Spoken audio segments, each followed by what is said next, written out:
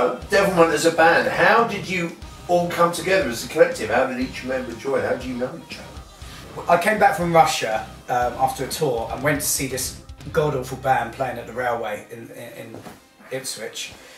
Dan obviously was a bit of a fan of Cradle of Filth prior to that. He'd been in a band we'd played with, but I don't think you were in the band when we played with. No, I joined about 6 as well, yeah. But, yeah, I mean, I didn't think for 1 minute that he'd go, well, do you know what, I like to go. Do you know what I mean? I thought he might have known someone locally or, you know, someone who was looking to do something. So it was quite mad when he sort of said, you know, I'll sing on this. And a lot of it just moved forward, even without my knowledge. I was in Singapore when you got Colin in the band. But that was your wife's fault anyway, that was his wife Tony's fault. We'd gone to see Colin's other band down a local pub, and she nudged me and said, if your guitar player ever leaves, get that guy. So of course our guitar player it's her fault, you wait till I get home. Fault, yeah. It was literally the first person I called was Colin, you know, for that replacement. Aaron, you know, I kind of found him online, was looking around for local drummers, to see who was around, doing stuff. Emailed Aaron and he said no. I'm too busy.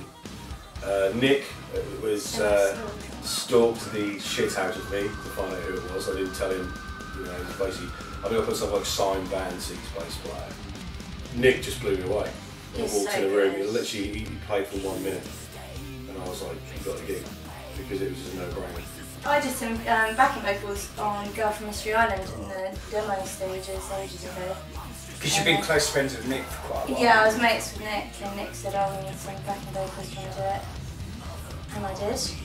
And then they said, do you want to play keyboards as well? Come down to practice, and I did.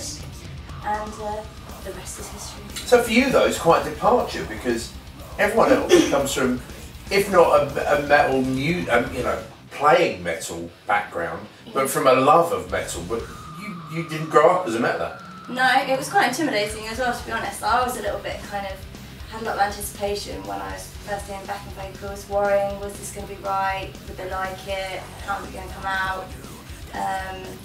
But I love a challenge, so obviously I said yes, and it was just enjoyable. I just really like it. I really like the style of Devilment. It's quite kind of out there. No one's ever afraid to experiment. I can kind of say, oh, I've got this sort of crazy idea, let's put these bell sounds on this, and yeah, okay, cool.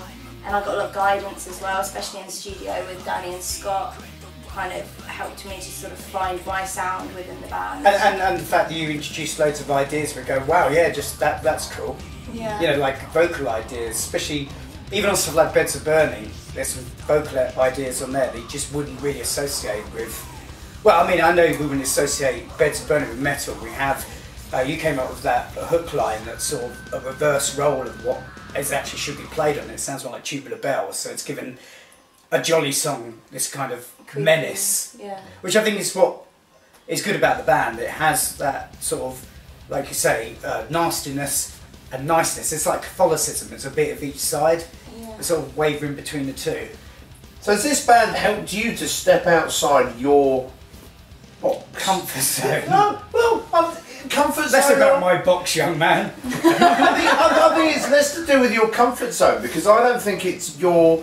Because I think you're very comfortable in Devilment. Well, but I think it's outside the pigeonhole that people put Danny Filth in. Well, I do find it sometimes a little hard. We're writing a new Cradle album, and there's a lot that's expected of Cradle, and when I say expected, there's a quality of musicianship, but there's also a way things are supposed to be done, and you can't be too avant-garde, you can't be too experimental. But with this, because I had free reign and didn't, there's nothing nobody's going to say, hang about, you should be like this, should be like that.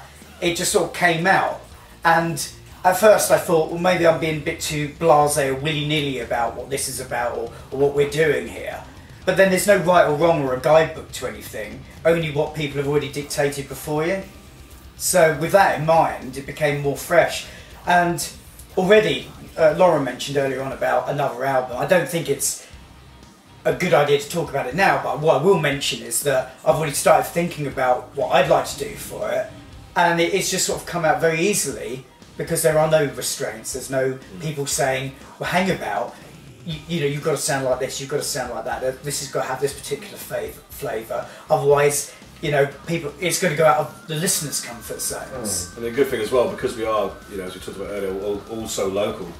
You know, we play together with new ideas. You know, when we were writing the last part of the album, it's like we'd come in with 2 or 3 parts, and then, you know, like the middle of Great and Secret Show, Lauren came up with that, and I'd never thought to do that. Oh yeah, that is totally bizarre. And that completely changed the whole feel of that song. They all walked out of the rehearsal room, went for a fag, and then Yeah, we did actually. Well, it does. It goes from almost like a creative thrash metal sort of heavy song to something that's, like I say, almost like Catholicism, going from one extreme to the other, and it suddenly goes into this really strange sort of gothic tarantella of like staccato keys that build up, a little bit like a horror movie, in fact, but a little bit less predictable, almost as an almost Russian Eastern flavour. It's definitely an ethnic kind of like worldly vibe.